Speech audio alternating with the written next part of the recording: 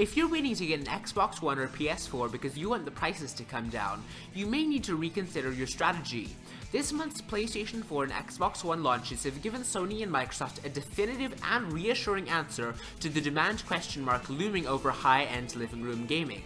That means unless one starts to aggressively undercut the other, we aren't likely to see our options decrease in price until well into the device's life cycles.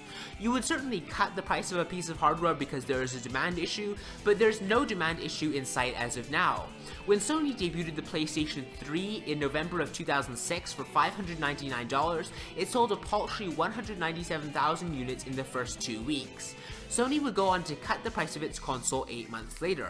Fast forward 7 years, and the change is dramatic. Sony sold 1 million PS4 units in under 24 hours in the US and Canada. And it's not alone in that success. Microsoft's Xbox One launch, albeit in 13 markets worldwide, may not have been quite as strong as Sony's in the week prior, but it too saw sales of more than 1 million units and far surpassed those of the Xbox 360. Both consoles are now sold out at all major retailers. While these launches have been a celebratory moment for the regaining health of console gaming, the one issue all fence-sitting consumers must now grapple with is when to make the next-gen dive.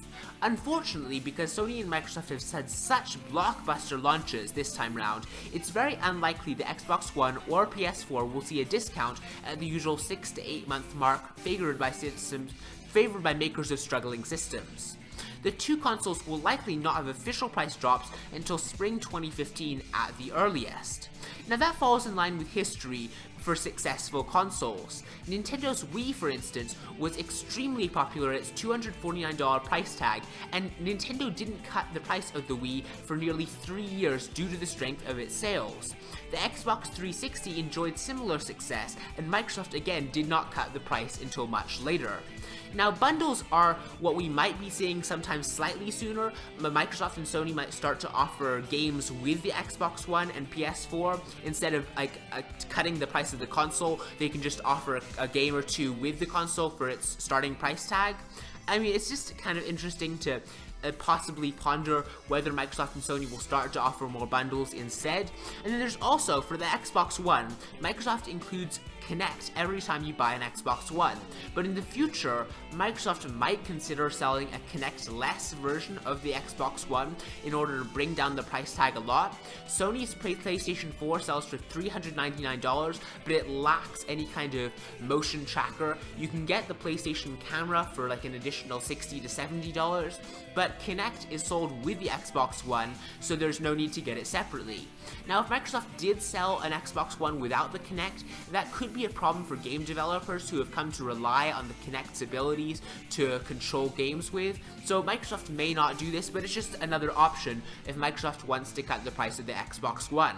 If you're still on the fence about the next-gen consoles and you're coming into the Christmas season, there are 3 important points to consider.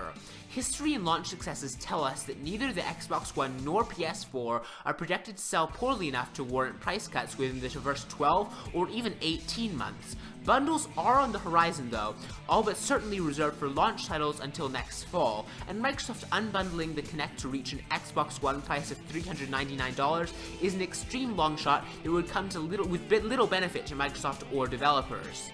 So while there are a lot of reasons to hold off on making the move to next-gen console gaming, waiting for price cuts should not be one of them. Let me know whether you're going to be getting the Xbox One or PS4 soon. Let me know whether price cuts make any sort of difference to you. Please be sure to like and subscribe if you enjoyed this video, and I will see you next time.